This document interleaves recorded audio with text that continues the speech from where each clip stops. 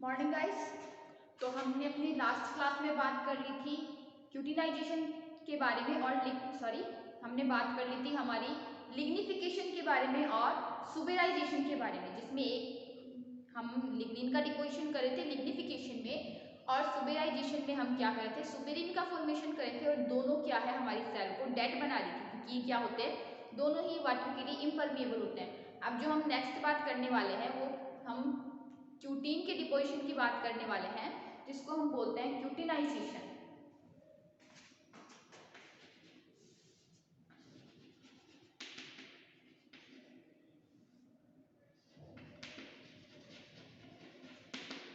हम बात करने वाले हैं क्यूटिनाइजेशन के बारे में, जिसमें क्या है, हमारा क्यूटीन का डिपोजिशन होता है सेल वॉल पर। ठीक है, तो देखिए आपने कई सारे प्लांट्स देखे होंगे, जैसे कि हम बात करें हमारे मोस्टली हम डेजर्टिक या जीरोफिटिक प्लांट्स की बात करें या हम बात करें अपने एलोवेरा की, ठीक है, तो उन पे क्या होते हैं, आपने कनेर की पत्ती देखी होगी, बहुत सारी पत्तियां देखी होंगी, उन पे क्या होती है, चमकीली सी चिकनी चिकनी सी परत मिलती है ना। तो वो जो हमारी होती है क्यूटीन की लेयर होती है, जो कि क्या होती है, एनाहाइड्रस फैटी एसिड टाइप के होते हैं, जो कि क्या करते हैं, ट्रांसपायरेशन को कम करते हैं। ठीक है, तो ये एक वैक्सी लेयर की तरह हमारे क्या है, लीफ सरफेस पर, प्लांट सरफेस पर प्रेजेंट रहती है।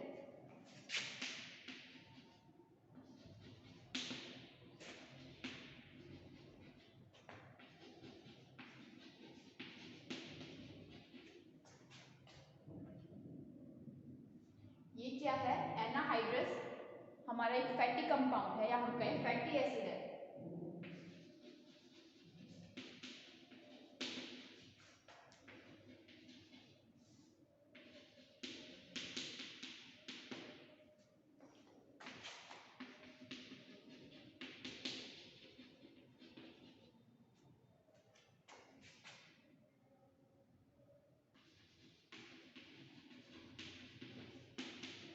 जो कि प्लांट्स की लीफ पर एक वैक्सी लेयर की तरह प्रेजेंट होता है। ये क्या होता है, ये ट्रांसपायरेशन रेट को कम करने का काम करता है।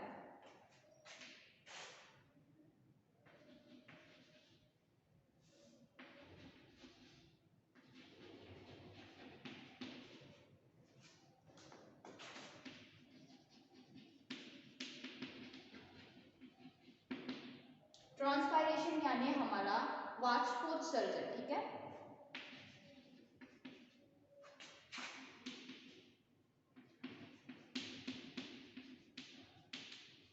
ये क्या करता है, ट्रांसपायरेशन यानी वाष्पोत्सर्जन को कम करता है, और इसका डिपोजिशन सेल वॉल पर होना क्या कहलाता है, हमारा क्यूटिनाइजेशन कहलाता है।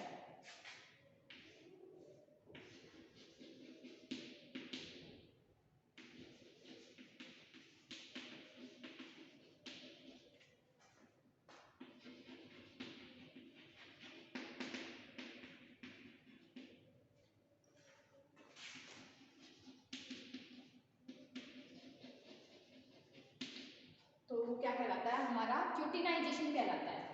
तो ये हो गया हमारा क्यूटिनाइजेशन। अब हम बात करने वाले हैं डिपोजिशन ऑफ सेल्यूलोज की।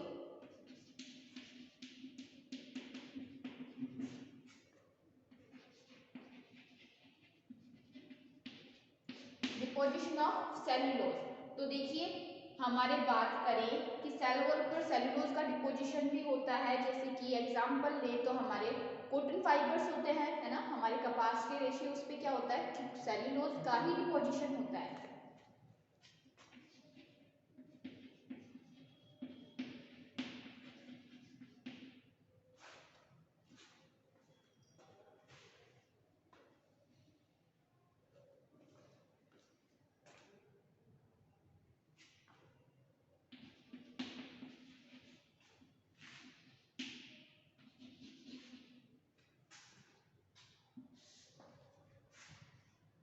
इसको थोड़ा सा कन्वर्ट कर देते हैं हम इस लाइन को।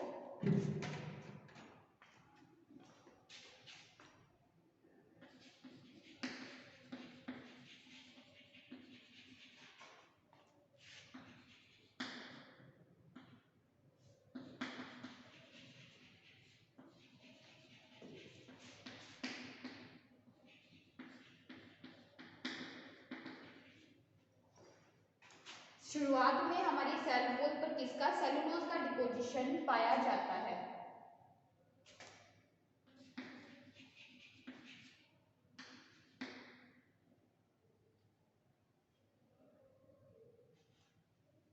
अगर हम एग्जांपल ले तो सेलुलोज का डिपोजिशन कॉटन फाइबर्स पर।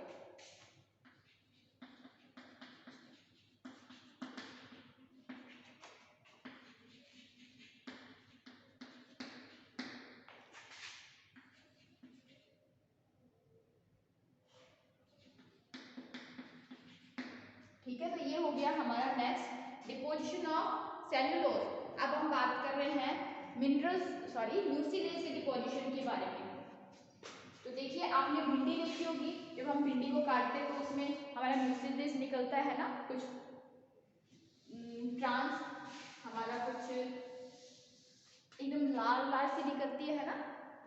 तो वो जो हमारी जो भिंडी में जो श्लेष्मा निकलता है ना, वो क्या होता है, चिपचिपा सा, वो क्या होता है, हमारा म्यूसिलेज होता है। इसके अलावा आपने गुड़हल देखा होगा, जब हम गुड़हल को तोड़ते हैं तो उसमें भी कुछ ट्रांसपेरेंट कुछ श्लेष्मा सा कुछ निकलता है, वो भी क्या होता है, जिसको हम नॉर्मल लैंग्वेज में हम लार कहते हैं ना, कि भिंडी में लार निकल रही है, गुड़हल के फूलों में लार निकल रही है। तो वो ट्रांसपेरेंट जो श्लेष्मा सा, जो हमारा लिक्विड सा जो मटेरियल निकलता है ना, वो हमारे क्या होता है, वो होता है हमारा म्यूसिलेज। तो क्या होता है, कुछ एक प्लांट्स में म्यूसिलेज का भी डिपोजिशन होता है। तो अब हम बात कर रहे हैं म्यूसिलेज के डिपोजिशन।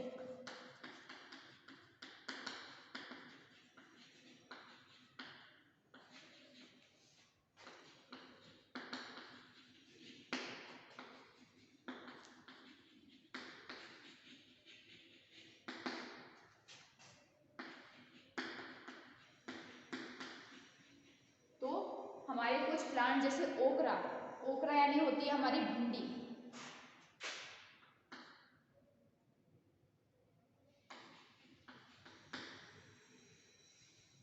और हिबिस्कस होता है हमारा गुड़हल, या हम उसको बोलते हैं चाइना रोज। ठीक है,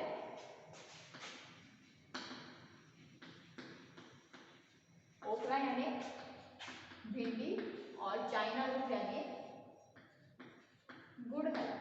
ठीक है, जिसके लाल लाल से फूल निकलते हैं। तो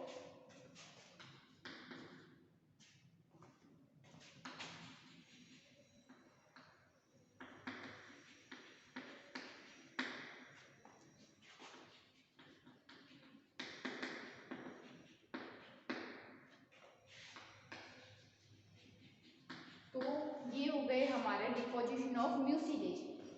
इसके बाद हम नेक्स्ट बात करते हैं मिनरलाइजेशन के बारे में, या फिर डिपोजिशन ऑफ मिनरल्स। जैसे हम बात करें कनेर की पत्ती में, हमारे जब कनेर की पत्ती को तोड़ते हैं तो थोड़ी थोड़ी सी आवाज़ आती है ना, क्योंकि क्या होता है उसमें कैल्शियम CaCO3, या फिर हम बात करें कैल्शियम पैक्टेट की, कैल्शियम कार्बोनेट, इन सब के क्या होते हैं, कुछ प्लांट्स में क्रिस्टल डिपॉजिट हो जाते हैं। ठीक है, तो उसको बोलते हैं हम मिनरलाइजेशन।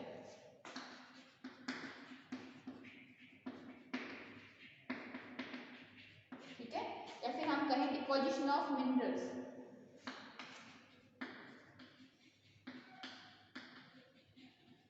इन सम प्लांट्स, लाइक हम कहें कनेर। ठीक है, तो कनेर को हम बोलते हैं नीरियम।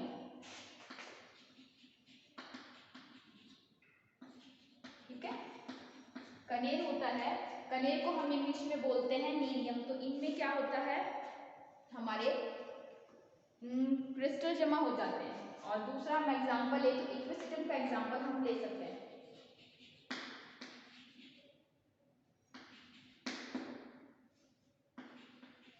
ठीक है, in some plants like nerium, equisetum, equisetum को हिंदी में भी इक्विसिटम बोलते हैं, calcium carbonate, calcium pectate,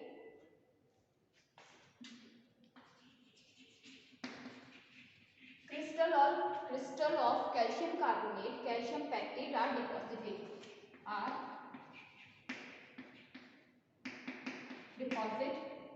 on cell। ठीक है, on cell wall। ठीक है, तो ये क्या हो, सेल वॉल की जगह हम एंड इन सेल।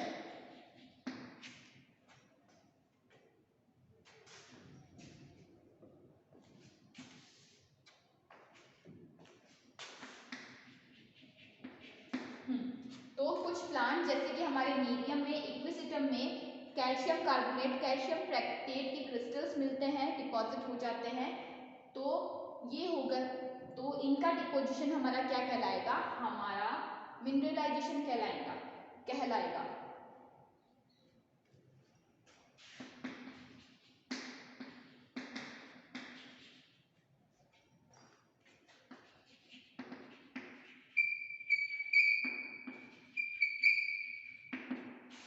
तो ये हो गया हमारा मिनरलाइजेशन के बारे में। अब देखिए, ये हो गया हमारा, हमने बात कर लिया हमारी लिग्निफिकेशन की, हमारी सुपराइजेशन के बारे में और मिनरलाइजेशन के बारे में, deposition of mucilage, deposition of crystals की बात कर ली है और लिग्निफिकेशन की बात हो गई है। तो ये तो हो गए हमारे chemical modification of cell wall. अब हमारा जो लास्ट टॉपिक बचता है सेल वॉल में, वो है हमारे सेल वॉल के फंक्शंस, कार्य। तो देखिए, सबसे बड़ा सेल वॉल का काम क्या होता है कि वो हमारी सेल को क्या होता है, मैकेनिकल सपोर्ट प्रोवाइड करवाती है और एक रेगुलर, एक डेफिनेट शेप प्रोवाइड करवाने का काम कराती है। और जब इस पे डिपोजिशन हो जाता है तो उसके बाद ही पूरे प्लांट को ही क्या है, मैकेनिकल सपोर्ट प्रोवाइड करवाती है। इसके अलावा हमारे और भी कुछ फंक्शंस आ जाएंगे।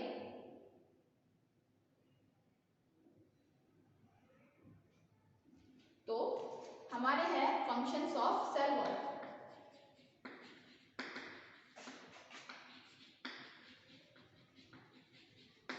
तो फंक्शंस ऑफ सेल वॉल की हम बात करें तो सबसे पहला फंक्शन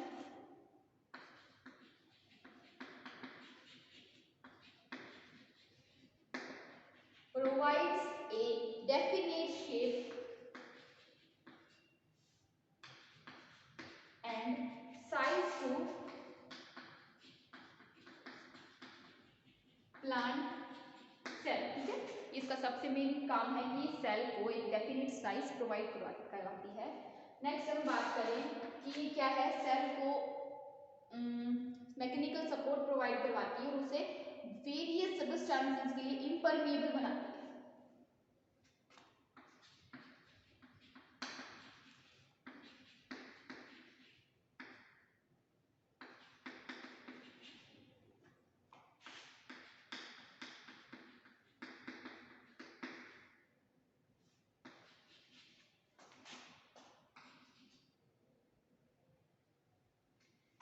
ठीक है, तो ये क्या है, हमारी सेल को मैकेनिकल सपोर्ट प्रोवाइड करवा रही है। नेक्स्ट हम बात करें कि सेल वॉल होती है वो इम्परमिएबल टाइप की होती है, जो कि क्या है, वेरियस सब्सटेंसेस को सेल में एंटर करने से रोकती है।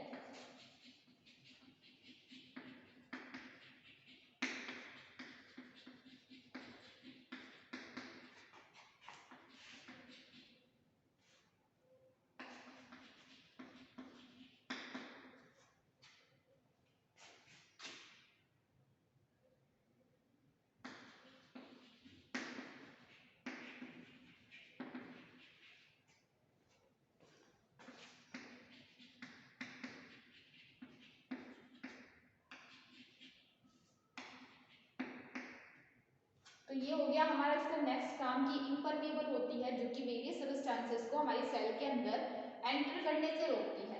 इसके बाद में हम नेक्स्ट बात करें तो हमारी सेल वॉल में प्लाज्मोडेस्माटा मिलते हैं, यानी हम कहें प्रोटोप्लाज्मिक कनेक्शन मिलते हैं। उनके थ्रू क्या होता है, इंटर सेल हमारा ट्रांसपोर्टेशन होता है।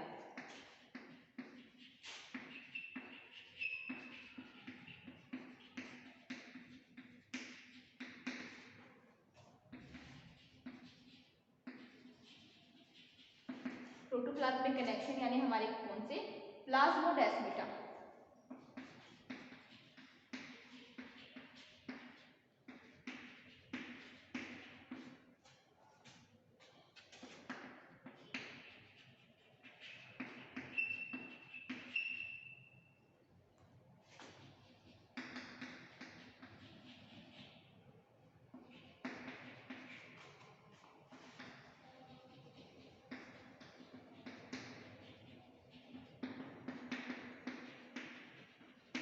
द्वारा क्या होता है, हमारे इंटरसेल्यूलर ट्रांसपोर्टेशन होता है।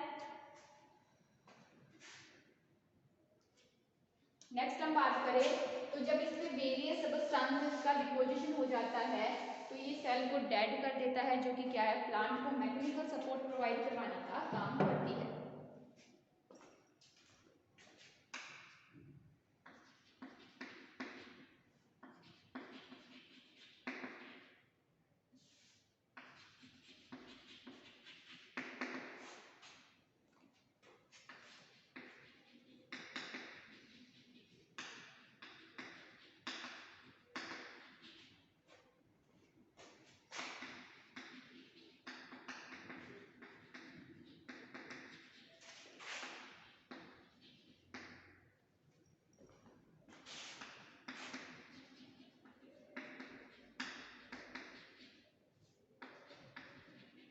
तो जब इसमें वेरियस चीज़ों का या सब्सटेंसेस का डिपोजिशन हो जाता है, या फिर हम कहें जब सेल वॉल है केमिकली मॉडिफाइड हो जाती है, तो ये क्या करती है, प्लांट को मैकेनिकल सपोर्ट प्रोवाइड करवाने का काम करती है। इसके अलावा हम अगर अपना नेक्स्ट काम लेके चले या हम next function of cell wall लेके चले, तो जो हमारी मिडल लैमेला होती है वो क्या करती है, उसका काम देख लेते हैं।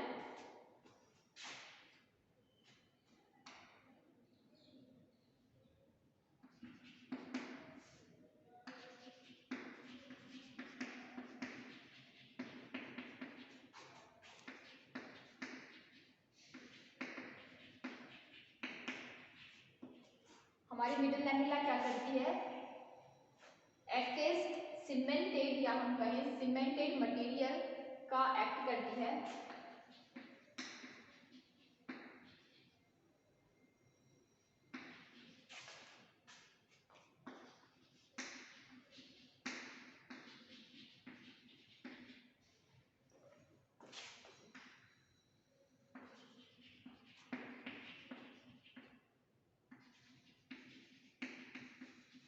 जिसके द्वारा क्या होती है, हमारी सेल्स हैं वो एक दूसरे से जुड़ी रहती है, ठीक है।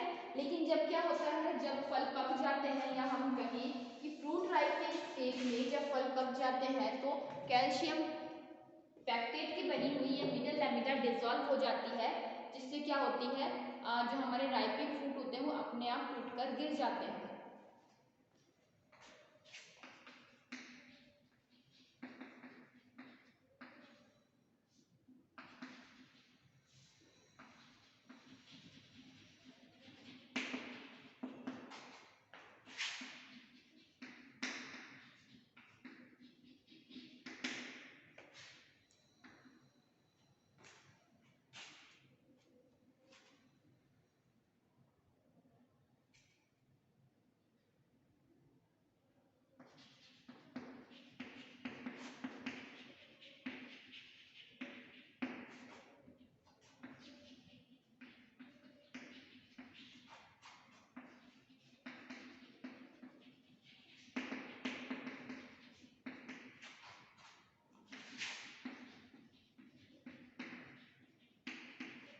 पैक्टिनेज एंजाइम की एक्टिविटी के कारण मिडल लैमेला डिसॉल्व हो जाती है।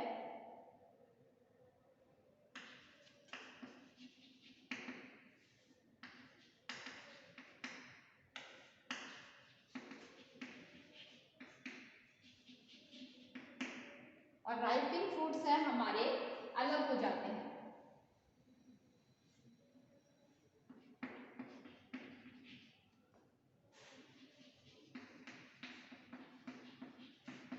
तो ये हो गया हमारा मिडल लैमेला का फंक्शन कि वो दो सेल्स के बीच में एक सीमेंटेड मटेरियल का काम करती है, जिससे दोनों सेल आपस में चिपकी भी रहती हैं, जुड़ी भी रहती है। लेकिन क्या होता है, जब मैच्योरेशन का टाइम आता है, जब फ्रूट मैच्योर होते हैं, तो मिडल लैमेला पैक्टिनेज एंजाइम की एक्टिविटी के कारण डिसॉल्व हो जाती है और फ्रूट अपने आप सेपरेट हो जाते हैं। तो ये हो गया हमारा मिडल लैमेला का फंक्शन, आप नोट कीजिए।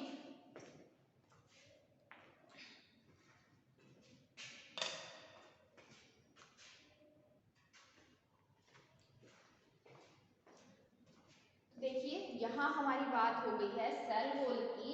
तो सेल वॉल की अगर हम बात करें, एक बार थोड़ा सा रिपीट कर लेते हैं पूरा सेल वॉल को। तो हमारी जो सेल वॉल है क्या करती है, सबसे आउटर एनवेलप होती है, हमारी प्लांट सेल का, ठीक है, जो कि क्या होती है, मोस्टली सेलुलोज की बनी होती है। अगर हम बात करें तो सेल वॉल की स्ट्रक्चर की बात करें तो स्ट्रक्चर में 4 हमारे पास कंपोनेंट थे, middle lamella, primary cell wall, secondary cell wall और हमारी tertiary cell wall. Middle lamella calcium pectate की बनी हुई थी, जो कि क्या है, एज ए सीमेंटेड मटेरियल काम कर रही थी और सबसे आउटर थी, ठीक है। उसके बाद हमारी थी प्राइमरी सेल वॉल, जो कि क्या थी, परमिएबल थी, इलास्टिक थी, ठीक है, थिन थी। फिर जब हमारी प्राइमरी सेल वॉल पर थिकनिंग हो जाती है या फिर हम कहीं डिपोजिशन स्टार्ट होता है तो उसके बाद हमारी सेकेंडरी सेल वॉल बनती है, और सेकेंडरी सेल वॉल पर अगर जाइलेम का डिपोजिशन होता है तो हमारी टर्सरी सेल वॉल बनती है, सॉरी। उसके बाद हमने इसके ओरिजिन की बात की थी, तो हमारे सेल डिवीजन के दौरान हमारे पास फ्रैग्मोप्लास्ट की प्रोसेस होती है, जिसमें क्या होता है, हमारे वेसिकल्स, ईआर, गोल्जी बॉडी ये सेल के सेंटर में आके डिपॉजिट होने लगते हैं और उनके सिक्रेशन के थ्रू क्या होती है, हमारी सेल वॉल का फॉर्मेशन होता है। फिर उस सेल वॉल पर या तो बाय पार्टिकल्स डिपोजिशन होगा या बाय लेयर हमारा क्या होगा, सेकेंडरी सेल वॉल का फॉर्मेशन होगा। और उसके बाद में हमने बात की थी कि ये जो डिपोजिशन मेथड होता है या फिर हम कहें थिकनिंग पैटर्न की बात की थी, तो थिकनिंग पैटर्न में हमने 5 टाइप बताए थे, जिसमें हमारा एनुलर था, जिसमें हमारे रिंग फॉर्म में थिकनिंग हो रही थी, हमारा स्पाइरल था, जिसमें हमारे क्या हुआ, स्पाइरल फॉर्म में थिकनिंग हो रही थी। नेक्स्ट हम बात करें कि हमारे रेटिकुलेट वाले में क्या है, कोई पर्टिकुलर एक फॉर्म नहीं था, डिपोजिशन हो रहा था, उससे क्या है, नेट लाइक स्ट्रक्चर का फॉर्मेशन हो रहा था। और उसके बाद हमने बात की थी हमारे स्क्लेरिफॉर्म, जिसमें हमारी क्या है, ट्रांसफर्स बार्स के रूप में हमारी थिकनिंग मिल रही थी लिग्निन की, जिसकी वजह से एक सीढ़ी जैसी स्ट्रक्चर बन रही थी, इसलिए इसको हमने स्क्लेरिफॉर्म थिकनिंग बोल दिया था। और लास्ट और मोस्ट इंपॉर्टेंट थिकनिंग थी हमारी पिटेड थिकनिंग, जिसमें हमारी क्या है, थिकनिंग पूरी सेल वॉल पर होती थी, लेकिन बाई चांस कुछ जगह छूट रही थी या फिर हम कहें कुछ पिट जैसे स्ट्रक्चर्स में बन जाती जहाँ पर थिकनिंग नहीं हो पाती, तो वो पिट थे हमारे पास 2 टाइप के। फर्स्ट हमारा सिंपल पिट था, सेकंड था हमारा बॉर्डर पिट। तो सिंपल पिट था, उसका डायमीटर डीपर तक लेके अंदर तक लेके इक्वल था, जबकि हमारे बॉर्डर पिट थे उसमें क्या था, अंदर की ओर जाते जाते जो हमारा डायमीटर था वो बढ़ता जा रहा था और दोनों ही टाइप के पिट में हमारी मिडल लैमेला दिख रही थी। लेकिन अगर हम बॉर्डर पिट की बात करें तो उसमें क्या, मिडल लैमेला थोड़ी सी फूल जाती है, सॉलन हो जाती है, जिसको हम कहते हैं टॉरस, ठीक है। नेक्स्ट हमने केमिकल मॉडिफिकेशन की बात की थी, तो केमिकल मॉडिफिकेशन बहुत सारे केमिकल्स होते हैं जो कि क्या होते हैं, सेल वॉल पर आके डिपॉजिट हो जाते हैं। जैसे कि अगर हमारा लिग्निन आके हमारे सेल वॉल पर जमेगा तो हमने उसे लिग्निफिकेशन कहा था, सुबेरिन आके जम रहा था तो हमने उसकी सुबेरिफिकेशन कहा था, क्यूटीन आके जुड़ रहा था, सॉरी क्यूटीन आके जम रहा था या डिपॉजिट हो रहा था तो हमने उसको क्यूटिनाइजेशन कहा था। बाकी मिनरल्स को मिनरलाइजेशन कहा था। बाकी डिपोजिशन ऑफ सेलुलोज था, डिपोजिशन ऑफ म्यूसिलेज था। उसके बाद हमने सेल वॉल के फंक्शंस देखे कि वो एक मैकेनिकल सपोर्ट प्रोवाइड करवा रही है, एक रेगुलर शेप प्रोवाइड करवा रही है, अगर उस पर केमिकल मॉडिफिकेशन हो रहा है तो पूरे प्लांट को हमारे मैकेनिकल सपोर्ट प्रोवाइड करा रही है। सेल में अनवांटेड मटेरियल्स के ट्रांसफर को रोक रही है, एंटर को रोक रही है, और प्लाज्मोडेस्माटा के थ्रू क्या कर रही है, इंटरसेलुलर कनेक्शन भी प्रोवाइड करवा रही है, और म्यूसिलेज हमारा एक सीमेंटेड मटेरियल के रूप में काम कर रहा था।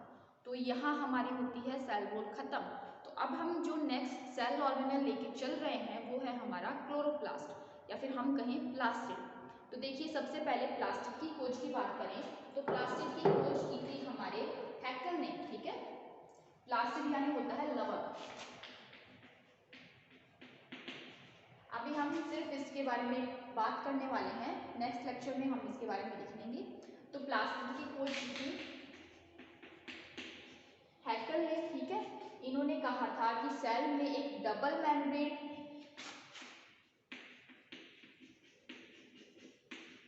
ठीक है, double membrane DNA and RNA containing एक राउंड स्ट्रक्चर मिलती है, ओवल स्ट्रक्चर मिलती है, जिसको उन्होंने क्या कहा था, प्लास्टिड कहा था, ठीक है। अभी प्लास्टिड है हमारे पास 3 टाइप के होते हैं, ठीक है। प्लास्टिड है हमारे पास 3 टाइप के होते हैं। फर्स्ट हमारा ल्यूकोप्लास्ट,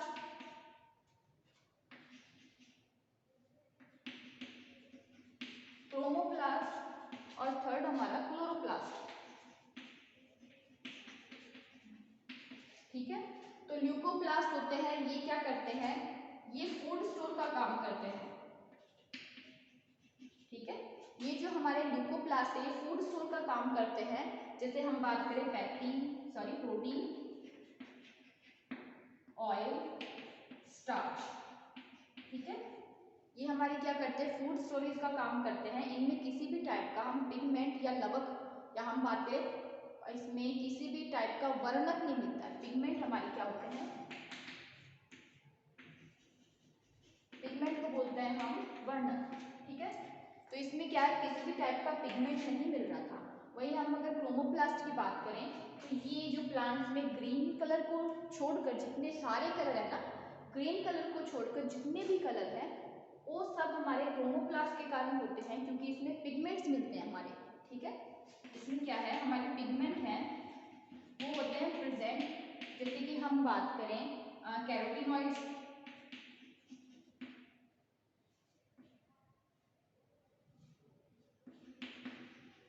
ठीक है। कैरोटीन की बात कर लेते हैं तो कैरोटीन हमारे येलो कलर के लिए रिस्पॉन्सिबल होते हैं।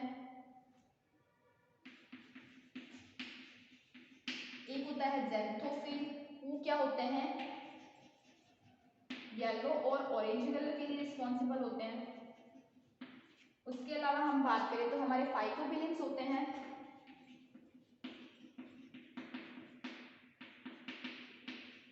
ये क्या होते हैं हमारे लिए रेड और ब्लू कलर के लिए रिस्पॉन्सिबल होते हैं। तो ये क्या करते हैं, ये हमारे प्लांट को कलर प्रोवाइड करवाते हैं क्योंकि इसमें पिगमेंट प्रेजेंट होते हैं। और जो हमारा थर्ड जो पिगमेंट है जो सबसे ज़्यादा प्लांट में मिलता है वो है हमारा क्लोरोप्लास्ट। इसमें क्या होता है, ये जो क्लोरोप्लास्ट होता है ये ग्रीन कलर देता है प्लांट को, यानी हमारे पत्तियों में सबसे ज़्यादा हमारा क्लोरोप्लास्ट मिलता है क्योंकि वो हरी होती है, और क्लोरोप्लास्ट ग्रीन कलर देता है प्लांट को क्योंकि इसमें क्लोरोफिल मिलता है, ठीक है। हमारा क्लोरोफिल इसमें सबसे ज़्यादा मिलता है। इसके अलावा ये सभी पिगमेंट भी मिलते हैं इसमें, लेकिन बहुत कम क्वांटिटी में मिलते हैं। सबसे ज़्यादा मिलता है क्लोरोफिल पिगमेंट मिलता है हमारे क्लोरोफिल में। अगर हम बात करें, ठीक है, तो ये क्लोरोप्लास्ट हमारे सबसे ज़्यादा मिलता है। तो ये क्या है, ग्रीन कलर का पिगमेंट होता है इसमें जिसको हम क्लोरोफिल कहते हैं। तो अगर हम अब क्लोरोप्लास्ट को लेके चले तो इस प्लांट में सबसे ज़्यादा मिलता है। ये क्या है, एक डबल मेम्ब्रेन स्ट्रक्चर होता है जिसका शेप हम बात करें तो राउंड शेप होता है, ठीक है, राउंड या ओवल शेप होता है जिसमें हमारे डीएनए आरएनए मिलता है, और इसमें कुछ सिक्के जैसी स्ट्रक्चर मिलती है, या हम कहें ग्रुप ऑफ कॉइन्स मिलता है जिसको हम बोलते हैं ग्रीना, ठीक है, ग्रीना वाला पार्ट बोलते हैं। और एक एक सिक्के को हम बोलते हैं थाइलेकॉइड।